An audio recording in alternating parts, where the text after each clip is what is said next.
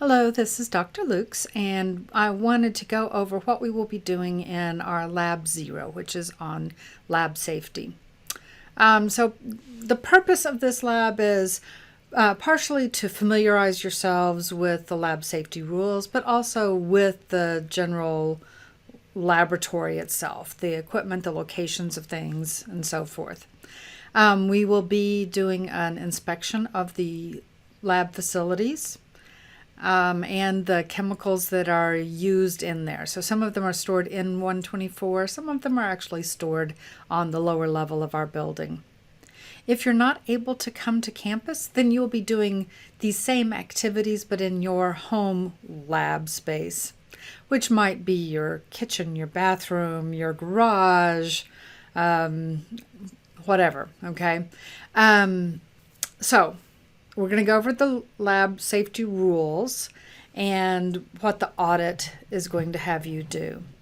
Now, ultimately, you're going to be submitting the audit from this lab and answering some additional questions in your lab assignment, which is an individual activity and due February 3rd by 8 a.m. Okay? In that online portion of the work, in addition to uploading your uploading your PDF of this audit, you also are going to be asked some questions. You'll be assigned a chemical. You'll look up the SDS for that, read through it, answer those questions, answer a couple of questions about the safety rules, and we should be good to go. Don't think that this one is particularly hard, but it is important that you learn what's going on. Now, this is going to be more fun if you work with a partner, and I'm going to tell you that when you do your inspection, we have intentionally broken some rules. So you should, be finding those things that are not quite right. If you give us a clean bill of health, I know you didn't do your inspection well. So safety rules for our labs, number one is about wearing the proper attire. And so you do need to wear safety glasses or goggles anytime you are in the lab. Okay, so once you leave that classroom portion of the lab, you need to have your safety glasses on. Now, you may borrow them from the department. They are in bins right inside the door, and just be sure to return them before you leave. You may have your own that you like the way they fit or look better, and that's fine too. One issue, because we have Unit Ops 1 and 2 going on at the same time, even though you're not going to be working with any chemicals, someone else may be. And so we want to take precautions because we don't know what everyone else in the facility might be doing. So please wear those every time you go into the lab. If you wear contact lenses, those actually are more dangerous, okay? Because chemicals can get trapped behind the lens and actually really cause some very serious damage to your eye. So try to avoid wearing contacts, and if you do need to wear full goggles, not just the safety glasses. We have a high bay area in our lab, and whenever you are doing work in there, you need to be wearing a hard hat because, again, although you may not be doing anything, there might be someone up above that drops something very lightweight, just a pen or something like that. But by the time it falls 3 floors, that can be quite dangerous. So you'll wear a hard hat anytime you're in the high bay area. You don't need to in the other facilities. Wherever you are in the lab, we do require long pants, and long means long enough that they come to the top of your shoes. So, okay, the cute little pants that most of us are wearing these days that don't quite come to the ankle, that leaves a little gap there. So wear boots on days like that. Or, wear those older, maybe less fashionable slacks, okay? A woman who wishes to wear a skirt can wear a skirt, just it shouldn't be really full and fluffy because we don't want to get caught in some equipment. Pumps and stuff that are rotating equipment and down at ground level can catch those skirts. So you can wear a skirt as long as it's fairly tailored and you're wearing boots that come up underneath the bottom of the skirt. You We recommend that you wear long sleeve shirts. Don't have to. Depending on what you're doing, that's not necessarily going to be really all that protective. Hard leather shoes are going to be the recommendation. Sneakers, all those canvas shoes or the soft leather shoes. Definitely never sandals. Okay. If you are wearing sandals, I'm sending you home. But the canvas shoes and the really soft leather things, unfortunately, when we spill chemicals on those, they soak through and now then are in contact with your skin for longer. Okay. In that case, sandals might even be better. Now, those will provide some limited protection in case of things that are dropped, but not very much protection. So a hard leather shoe is going to definitely be the preference. We're going to have a sign-in sheet for the lab so that every time you go in or out, we want you to sign in. So even if you're not operating the equipment, you're just going in because you want to look at the equipment, because you wanted to verify exactly how it works, or maybe you've received permission to go in because you're going to do a pre-lab video that you're creating for one of your assignments. You want to sign in on each of those and then also sign out so that we know that you left. So the sign in and sign out these days doesn't have to be done on pencil and paper. We're doing that with our ID cards. So you're going to swipe as you come in and you're going to swipe as you leave. Okay. That serves many purposes. One is a safety aspect of if something is to go wrong, we know exactly who was or wasn't in there. Okay. But also with COVID, this also is helping us with contact tracing. Other rules are we can go through these others a little bit more quickly. Don't horse around or use loud language. It's not a playground. Okay, so, we'll take our work seriously while we're in the lab. Never work alone. Now, there are exceptions. If all you're doing is going in and looking at something so that you can draw a picture of it, I'm okay with you being in there alone for that. But never operate anything, okay? Plug it in even. Just, that's a no. You should learn where the first aid equipment and all the emergency equipment is. And when we do the safety audit in a few moments, you'll learn about that. You also should know how to summon emergency help. Wherever you are, you should always know that.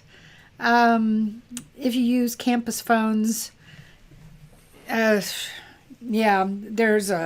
supposed to be a notice on the phone for that, but 911 actually does bring emergency help, even on campus. Okay, so keep all the laboratory aisles and exits clear and unblocked. Mostly this is about not bringing in your personal items. So we do have the lockers just outside of the classroom, and feel free to put your stuff in there. You can bring a little lock and leave your stuff in there for the day and lock it, and it'll be quite secure.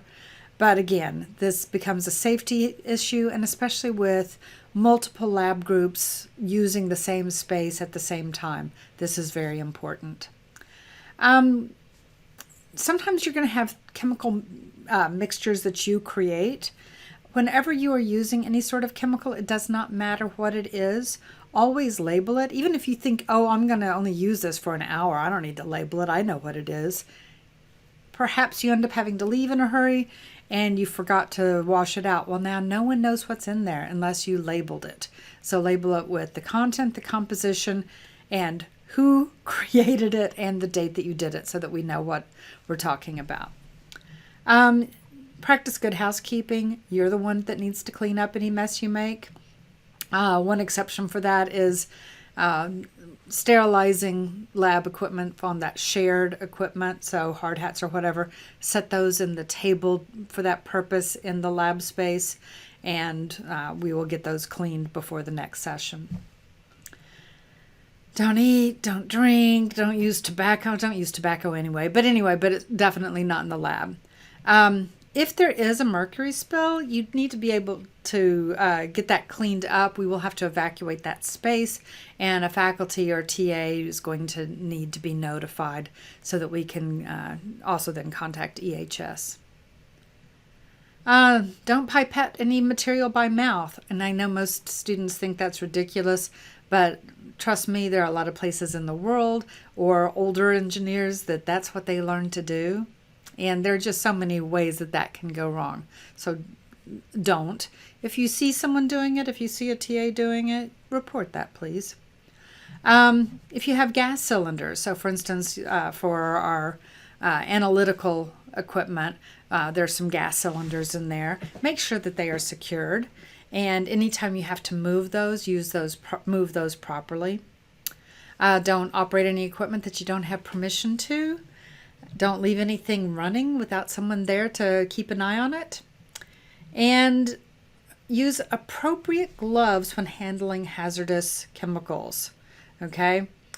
Now, some chemicals, they'll say to wear gloves and they don't specify because any glove is fine. But sometimes we need them to be neoprene or nitrile, whatever. And so read the SDS and see if they specify a type of glove. Okay? If you are using anything toxic or noxious, be sure that you are using it in the hood. If you break glass, there are containers for those purposes, but the key idea here is if you have broken glass, you don't want to just dump it in the trash bin so that then when the janitors come and pick the stuff up later at the end of the day and it's in a plastic bag and then they lift from underneath and the broken glass can go through those bags, right, and cut their skin with chemicals perhaps on them. So that's a really bad thing to do. So whenever you have broken glass, always put it first into a cardboard box. We actually have containers for that purpose at the university. And then either tape it up and label what it is, but probably then you should carry it to the dumpster outside of the building. If you have flammable chemicals, those all need to be stored in a special flammable cabinet. If you have a gas flame, never leave it unattended. Don't leave anything unattended if it's burning or in use. If you discover a fire, sound an alarm, okay?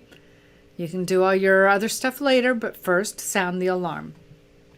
If you perceive an odor in the lab, first leave and tell everyone else in the lab to leave because maybe you were more sensitive to the smell than they were, and then contact the main office. And then observe common sense in reaching elevated supplies or equipment. Don't crawl underneath stuff or crawl up on top of the lab bench or whatever. We have step stools and step ladders for those purposes. I have also in here an introduction to the safety data sheet. I assume that you guys have learned to read these in multiple other places, but it's here in case you need a review of the things that you will find in a safety data sheet. And then our safety audit. So the safety audit is going to go through and, just ask you questions. So yes, no, or not applicable. So, if there is no exit to the room, then exits marked would be not applicable. If there's no exit to the room, I don't know how you got in there. So we've got some other issues. Okay, is there a fire extinguisher? Is it labeled where it is? Is it something that you can get to? They have an inspection tag on them. Has this been certified for use this year, or is it perhaps out of date? First aid kits, eye wash stations, safety showers. Yes, we are going to be testing these. EHS has been notified that we will be doing that this week. If you're testing a safety shower, unless you really wish to get wet, which probably you don't, you can use an umbrella. We have lots of umbrellas available, and you can use an umbrella to test it. Not every single person needs to test these, obviously, but we just want to make sure that the water is flowing properly through those. Vent, the PPE supplies, are they, well stocked? Electrical equipment, just general equipment, all the pumps and the, various apparatus. Check those. Compressed gases, our chemical storage. Again, some of that's upstairs in 124. Most of it is actually on the lower level.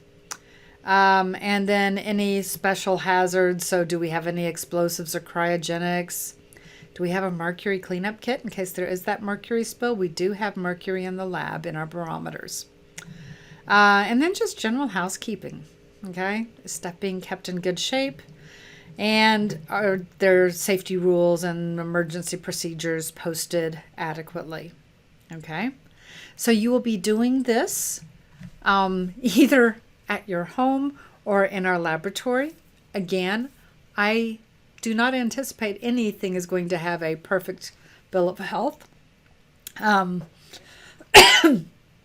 just, my home, when I was starting to look at it, if I did this in my kitchen, I do have a fire extinguisher, okay?